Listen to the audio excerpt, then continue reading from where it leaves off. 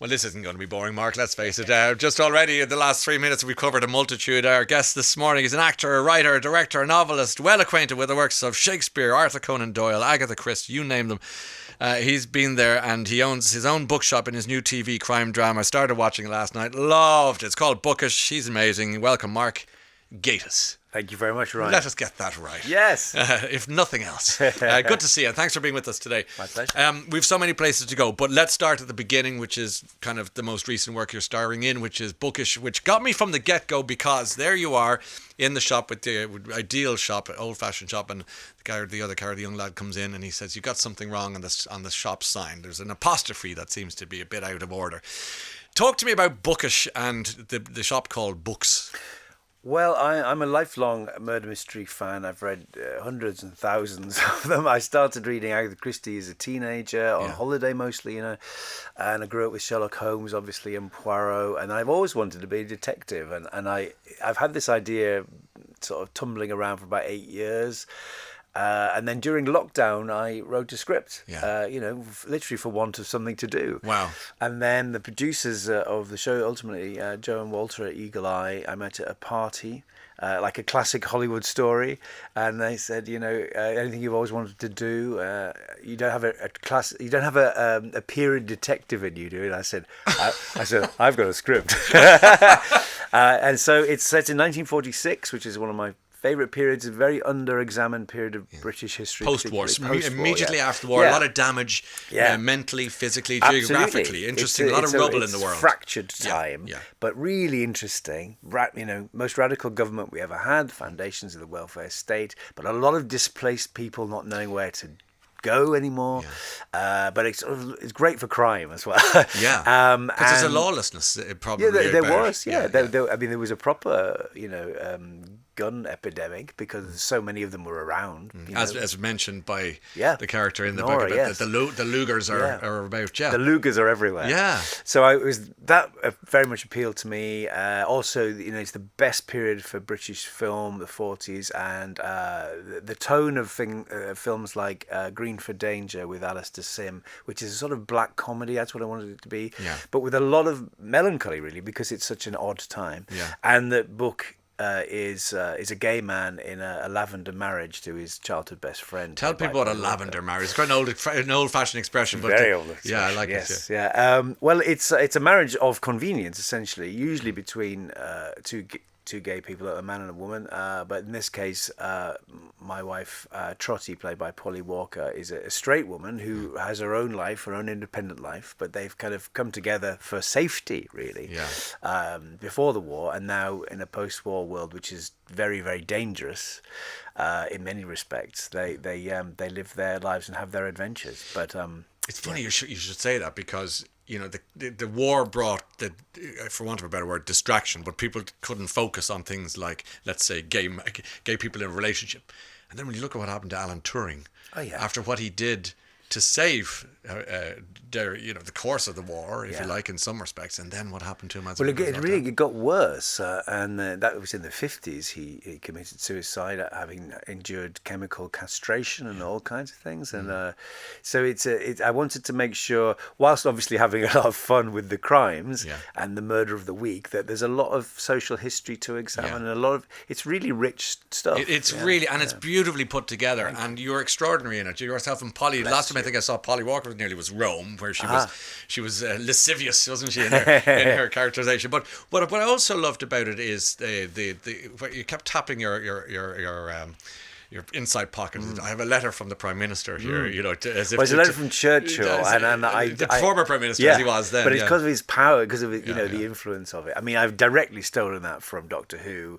I messaged Russell and said, I'm nicking this. I hope you don't mind, because it's the psychic paper. Yeah. Because the thing I can never bear in murder mysteries is the sort of shoe leather of having, the reason a lot of detectives are police people is because you can go straight to the scene of the crime. Yes. And I can't bear the idea of people having to fill out forms, So like the psychic paper, you just go, I'm in here. Yes. But I'm sort of holding off on the idea that at some point, perhaps Sergeant Morris, who's my nemesis, will say, I believe Mr. Attlee is the Prime Minister now. Yeah, and it won't cut any ice. You know? Yeah.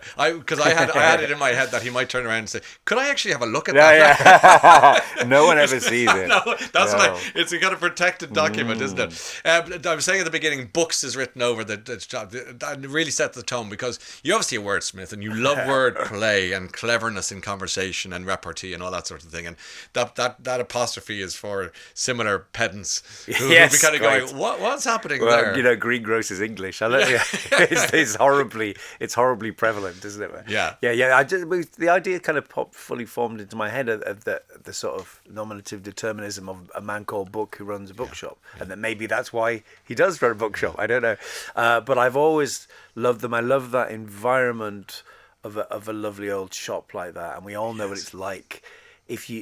Sometimes even visiting somewhere, you just pop into the local bookshop and it's everything you want it to be, you know. It smells piled of high. stuff. I discovered something only recently, which I'm going to put in the series. Tell me. It's wonderful.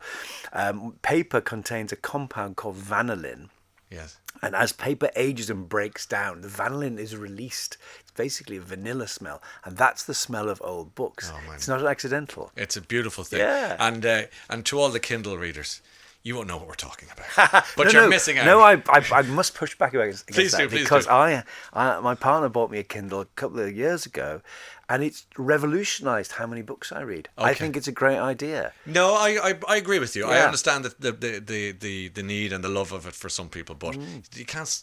Well, if you can smell your Kindle, you're in trouble, I suppose. Yeah. No, but you can have both. You can have both. Yeah. Man and fish can coexist. Isn't that? You did that lovely thing in Bookish when I was watching it last night, which was you talked about book and nominative determinism. So your name is what you become. So Mrs. Thatcher may have worked on a roof sometime, and whatever. But you got to Chandler, and I thought, and then did you directly link it then to a book that somebody was looking for? To Raymond Chandler. Yes. Not to Friends. No, not to Friends. A different being. Okay, we were chatting about obviously Bookish, which is lovely. Let's bounce along to a few other bits and pieces. A lovely message in from Becky, who says, "I'll be fascinated to hear from Mark because my stepmother has hearing problems. We were sitting in the front row for the Motive and the Q, which was in the West End not too long ago. Seeing up close how he led that production and made John Gielgud into a sympathetic flesh and blood character was quite something." So the reviews are in. Very kind. Congratulations on that. Thank you. Very well. That's not the last we'll see of that, no doubt. We'll see. I hope not. Here's hoping. I think the only thing we might have in common in terms of heritage is my grandmother's from Derry, and I think you might have relatives from there. Yes, I've got my Irish passport now. Did you get it? Yes. Tell me how important that is to you, Mark. It's very important to me, right? Why? I got it the Ark. It's the escape hatch, is it? Yes. Well, escape pod. And how did that come about? Well, my grandfather was Irish, and so I applied. It was held up by the backlog and then lockdown, but it finally came through. So is that Jeremiah O'Kane? Jeremiah Vincent O'Kane. Yes, from Belfast? From Garva. Yeah. The weirdest thing was, because I did Who Do You Think You Are? Yes. My mother had always told me that O'Kane was quite an unusual name. And then when I got there, it's the O'Mullins and the O'Kanes on the garage, on the corner shop. Everywhere. There's two families, yeah. and then then two of them got together, and that was the beginning of my clan. Funny. But it was an amazing experience. I loved it. What was the knockout revelation for you in that? Well, the thing was, there were two things. It was sort of like an Irish Western. It was all about land and cattle, and they were Catholics, and there was literally a reference. It said they are clinging to the cold bare mountain. It said they were put on this patch of absolute desolate land. So it was all about that stuff. And then the other thing, because you don't know what's going on, I started to suspect something was going on from the angle of the cameras. There were all these sort of Dutch, sort of creepy angles. I thought something's going on here.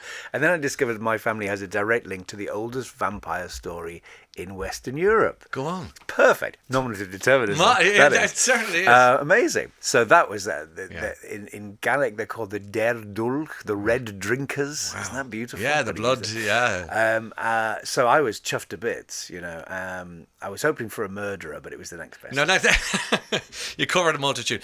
Let me just say kudos and love for Sherlock, one of my favourite programmes that was ever made. Thank you very much. We had, I think we do share our favourite episode, which is even better because we had Lara Pulver here recently, sitting where you're sitting. She's in Fiddler on the Roof. She is, yes. As you know, she was Irene Adler in Scandal in Belgrave. What a great episode. It's the best. Why is it so good? Why do you like it so much? It's Stephen Moffat. Yes. It's so delicious. It's the one where I think we got everything right. Didn't you? It's sort of the inflection on the original premise. It just really works. I think it's very, very moving and really, it's got an amazing epic feel. Yes. You know, we took an awful lot of inspiration from Billy Wilder's brilliant film, The Private Life of Sherlock Holmes, especially actually Mycroft being a sort of slightly more antagonistic, slimmer figure than in the stories. But one of the things we took directly was the passage of time. There's a shot, the transition to Christmas, which is in the film, and we just did it because it works so well. So the story feels like it's really epic. I think, it's beautiful. And I always thought Andrew Scott was brilliant casting for Moriarty in there as well. So well, I remember, funny, it's so long ago now, but originally we had quite a lot of trouble getting people in for it because we were going to introduce Moriarty right at the end. It was going to be 6-hour-long episodes originally, and so there wasn't very much to play with. So we wrote this this big sort of audition speech, and that's what became a large part of that swimming pool scene. Yeah, that scene. But that's what got Andrew in. Is it that audition or what have you? And I remember at least 2 casting directors saying, "You." Oh, sorry, I shouldn't have said that. You're not like that. They said, I want to discover Andrew Scott. You were ahead of the posse there. But he just had it. He had it right. And I think it was one of my favourite roles of his entirely. It was just magnificent. Where was that League of Gentlemen? We could be here all day. I was in a village not too long ago. I wish I was. But that, I was in I've been touring around English towns and villages in League of Gentlemen. And we'd regularly say to each other, this one's a little bit League of Gentlemen. I mean, most of them. It's just so good. And there's Irish versions, by the way. There's wherever you go, there's always a village or town with people who are a bit like that. I remember when we won the Golden Rose of Montreux, which was an amazing thing because I knew the Goodies had won it and Monty Python and But we were flown out to Switzerland, and one of the judges actually asked us if it was based on a place in Sweden that she knew. Isn't that so? It's a universal phenomenon. Yeah. Mary says we've been eagerly awaiting this series, Bookish, as our neighbour Matthew Street is one of the co-writers. Yes, Matthew Sweet. And Sweet, excuse me. Sorry, Sweet, you're dead right. You think my glasses and everything. I did confess to Matthew yesterday I hadn't started it yet, but I have Saturday booked to binge all 6 episodes. Oh, don't do that to yourself. Treat yourself to a slice of cake every night. You don't eat the whole thing in one go, I would say. But it's magnificent. It's called Bookish. You must be very proud of it. It's a great achievement. I'm thrilled to bits. The reception's been extraordinary, and I ticked such a box for my 8-year-old self by being on the cover of the Radio and TV Times in the same week, which I genuinely all I wanted when I was 8. So that was amazing. I saw that in the shop actually, and I thought, God, he's everywhere. But that must have been. That's because I go around rearranging Sainsbury's. That's it. But I love that you got a kick out of that. That's my God! It's like the Christmas double issue. Yeah. Who needs the Rolling Stone magazine? Thrilling, Mark, it's been lovely. I hope we can get to talk again. We only tipped around the surface there, but the series 1 of Bookish, series 2 is on the way. You're starting to record. Start shooting next month. Yes. Amazing. Congratulations. What a pleasure to see you. Thank you very much. Mark Gatiss.